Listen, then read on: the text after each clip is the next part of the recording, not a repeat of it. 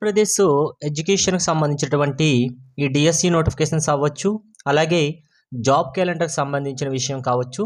అయితే చాలామంది అభ్యర్థులు కూడాను జాబ్ క్యాలెండర్ వస్తే ఏ ఏ డిపార్ట్మెంట్స్‌లో ఎన్ని ఖాళీలున్నాయి, అది ఏ ఏ డిపార్ట్మెంట్స్‌లో అనేది మనకి క్లారిటీ వస్తుంది.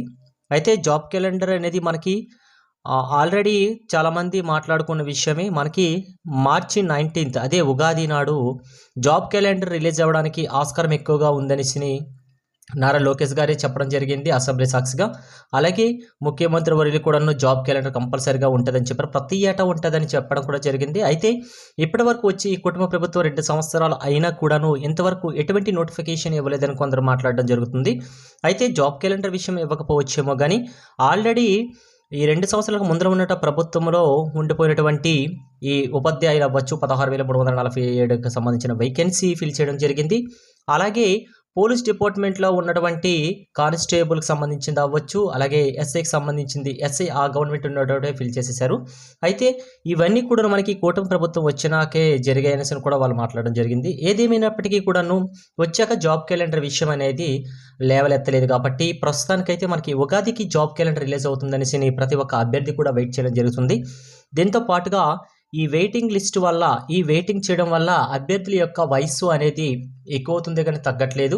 అయితే దీనికి సంబంధించిన గవర్నమెంట్స్ అనేది వయో పరిమితి కంపల్సరీగా అయితే 47 పెంచాలనేసిన అభ్యర్థులు అయితే ఆవేదన వ్యక్తం చేస్తున్నారు. దీనికి సంబంధించిన నారా లోకేష్ గారు అయితే పాజిటివ్గా రెస్పాన్స్ ఇచ్చి జీవోఎంకి పంపించడం జరిగింది. అయితే అఫీషియల్గా మనకి ఈ డేట్ అనేది ఎక్స్టెన్షన్ జరుగుతుందా లేదా అనేది మనకి అఫీషియల్గా వచ్చినంత వరకు కూడా క్లారిటీ ఇవ్వలేము, ఏజ్ పెంచారా లేదనేది. అయితే ఈరోజు మనం చూసుకున్నట్లయితే డిఎస్సి 2026కు సంబంధించినటువంటి ఈ యొక్క నోటిఫికేషన్ జాబ్ క్యాలెండర్లో ఉంటుందా అనేసి చాలామంది అభ్యర్థులు అయితే వెయిట్ చేయడం జరుగుతుంది. అయితే ఈ జాబ్ క్యాలెండర్లో ఈ డిఎస్సి ఉంటుందా, లేకపోతే స్పెషల్ డిఎస్సి ఉంటుందా, లేకపోతే అసలు ఉంటుందా లేదా అనేది కూడా క్లారిటీ ఇవ్వలేకపోతున్నాం. అయితే ఎన్ని వేకెన్సీలు ఉంటాయి ఏదైనా చూసుకుంటే ఆల్రెడీ మనకి 1 month బిఫోర్ అయితే చెప్పడం జరిగింది 3,600 ప్లస్ ఉండే ఛాన్సెస్ ఉంటుందని చెప్తారు. అంతకుముందు అయితే మాట్లాడుకుంటే 10,000 వరకు అయితే వేకెన్సీలు ఉంటాయి అనేసి జస్ట్ చెప్పడమే జరిగింది. అయితే అఫీషియల్గా అయితే ఇన్ని ఉంటాయి అనేసి ఎవరు కూడా క్లారిటీ చెప్పలేకపోతున్నారు. అయితే ఈ 10,000కి చెప్పడానికి ఒక రీజన్ కూడా ఉందండి. ఏంటి అదంటే డిఎస్సి 2026లో రిటైర్మెంట్ అయ్యే పర్సన్స్ అనే వాళ్ళు మ్యాక్సిమం 9,500 వరకు ఉన్నారు. ఆ వాళ్ళని బేస్ చేసుకుని 10,000 చెప్పడం జరిగింది. అయితే ఈ రిటైర్మెంట్ అయిన వాళ్ళందరినీ ప్లేస్లో కూడా రిక్రూట్ చేస్తుందా గవర్నమెంట్ అంటే ఏ గవర్నమెంట్ కూడాను 100% అయితే రిక్రూట్మెంట్ చేస్తుంది అనేసి ఎవరూ చెప్పరు. లేకపోతే ఒకవేళ మనకు అనుకుంటే జాబ్ క్యాలెండర్లు లేకపోతే ఎప్పుడు నోటిఫికేషన్ రావడానికి ఛాన్సెస్ ఉంటుందంటే మనకి జూన్ అయితే ఎక్స్పెక్ట్ చేయొచ్చండి. ఎందుకు ఈ జూన్ అంటే ఈ మిడిల్లో మనకి ఆల్రెడీ జనగణన 2 స్టార్ట్ అయ్యింది. అలాగే ఎన్నికలు కూడా మనకి ఏప్రిల్ మేలో కండక్ట్ చేయడానికి ఛాన్సెస్ ఉంటుంది. ఎన్నికలు కూడా రావడానికి కూడా ఛాన్సెస్ ఉంటుంది. ఒకవేళ ఎలక్షన్స్ లేట్ అయితే కంపల్సరీగా అయితే మనకి ఈ మార్చిలోనే ఏదో ఒకటి క్లారిటీకి ఇచ్చేస్తారండి నోటిఫికేషన్. ఒకవేళ ఎన్నికలు ఉంటాయి అనేసి మనకి క్లారిటీ ఏమైనా గవర్నమెంట్ నుంచి వస్తే జూన్కే కంపల్సరీగా అదే నోటిఫికేషన్ వెళ్ళడానికి అయితే ఛాన్సెస్ ఎక్కువగా ఉంటుంది. ఎందుకంటే ఎన్నికల కోడ్ వచ్చిన తర్వాత ఎటువంటి నోటిఫికేషన్ రిలీజ్ అవ్వకూడదనే విషయం ప్రతి ఒక్కరికి తెలిసిందే. అలాగే నిన్న జరిగినటువంటి ఇన్ సర్వీస్ టీచర్స్కు టెట్ మినహాయింపు కోసం నిన్న జంతర్ మంతర్లో ధర్నా కూడా చేయడం జరిగిందండి. జంతర్ మంతర్ అంటే ఢిల్లీలో ఉన్నటువంటి జంతర్ మంతర్లో సర్వీస్లో ఉన్న టీచర్స్ అనేది టెట్ నుంచి మాకు మినహాయింపు కావాలి అనేసి కోరడం జరిగింది.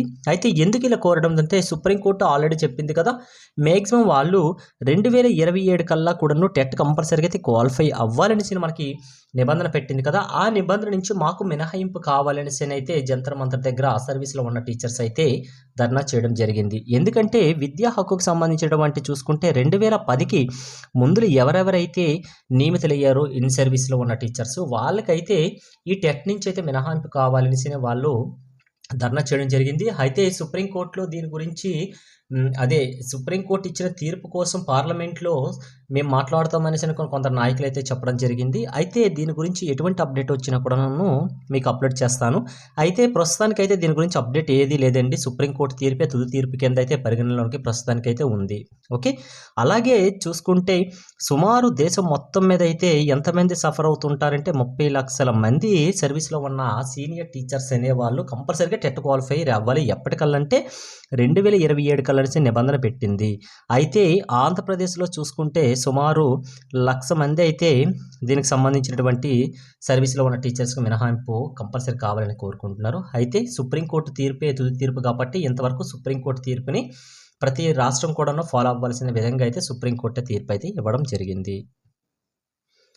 అలాగే ప్రతి ఏటా జాబ్ క్యాలెండర్ అనేసి మనకి చెప్పడం జరిగింది. అలాగే ప్రస్తుతానికైతే 2 ఇయర్స్ అవుతున్నా కూడా ఎటువంటి నోటిఫికేషన్ రిలీజ్ అవ్వలేదు కూడా విషయం మనకి పరిగణలోకి తీసుకోవడమే. అయితే ఎటువంటి నోటిఫికేషన్ లేదు కదా! దీనివల్ల కారణంగా వయసు పెరుగుతుండటం వయసు అనేది వాళ్ళకి వయో పరిమితి 47 ఇయర్స్ పెంచాలనేసని అయితే ఓసీ ఓపెన్ కేటగిరీ వాళ్ళకైతే 47కి అవ్వాలని అయితే కొందరు నేతలు అయితే అడగడం జరిగింది.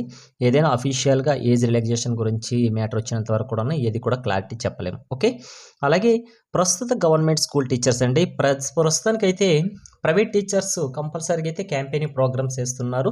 పిల్లల్ని అట్రాక్ట్ చేయడానికి పిల్లల యొక్క ఎడ్యుకేషన్ మా దగ్గర బాగుంటుంది అంటే ఎవరి స్కూల్స్ వాళ్ళు ప్రమోట్ చేసుకోవడంలో తప్పలేదు. అలాగే ఇప్పుడు గవర్నమెంట్ కొత్తగా ఏం చేసిందంటే గవర్నమెంట్ స్కూల్ టీచర్స్ కూడాను ఈ కొత్తగా జాయిన్ అయిన స్టూడెంట్స్ కోసం అయితే ఆల్రెడీ ఎన్టీఆర్ జిల్లాలండి మనకి ఎన్టీఆర్ జిల్లాలో క్యాంపెయిన్ ప్రోగ్రామ్స్ కూడా స్టార్ట్ చేయడం జరిగింది. అంటే ఇప్పుడు ప్రైవేటు స్కూల్‌తో పాటు గవర్నమెంటులో ఉన్నటువంటి ఉపాధ్యాయులు కూడాను ప్రమోషన్స్‌కి వెళ్ళాలి. ప్రమోట్ చేయాలి.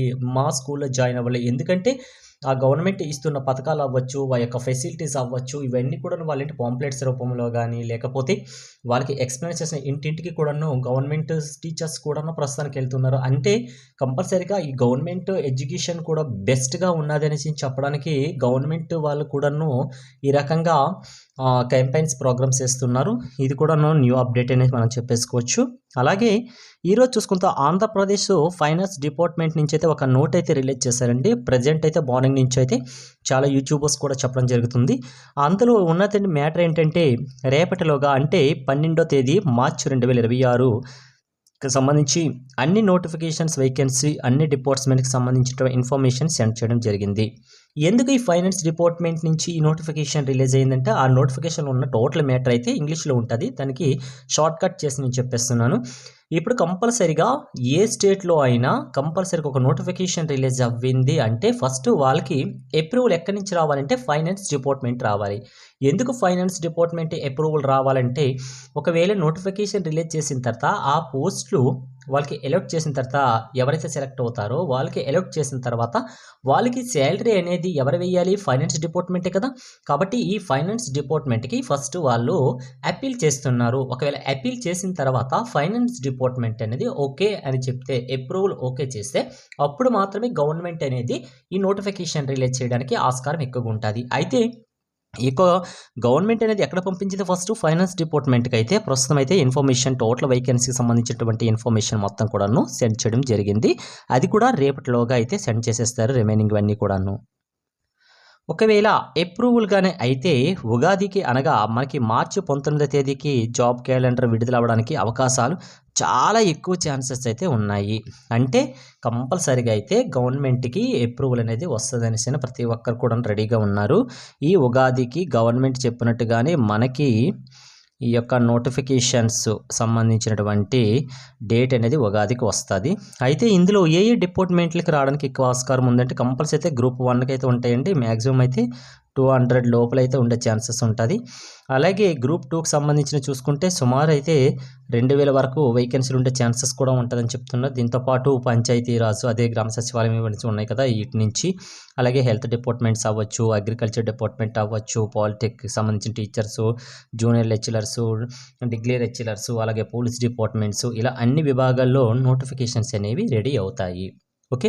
ఒక ఇన్ఫర్మేషన్ మాత్రమే ఇస్తారంటే మనకి జాబ్ క్యాలెండర్లో ఏ డిపార్ట్మెంట్లో ఎన్ని వేకెన్సీలు ఉంటాయి. అయితే దానికి సంబంధించి నోటిఫికేషన్ రిలీజ్ అవ్వడానికి ఫస్ట్ వాళ్ళు ఏ ప్రయారిటీ ఏ నోటిఫికేషన్స్ ఇస్తారనేది కూడా మనకి క్లారిటీ ఆ నోటిఫికేషన్ రిలీజ్ అయిన తర్వాతే మనకు తెలుస్తుంది. అయితే ఏదేమైనప్పటికీ కూడాను ఈ 19వ తేదీ జాబ్ క్యాలెండర్ వస్తే మనకి ప్రతి ఒక్క డిపార్ట్మెంట్లో వేకెన్సీస్ అన్నీ కూడాను డెప్త్నెస్ అనేది వస్తుంది. ఓకే. Thanks for watching.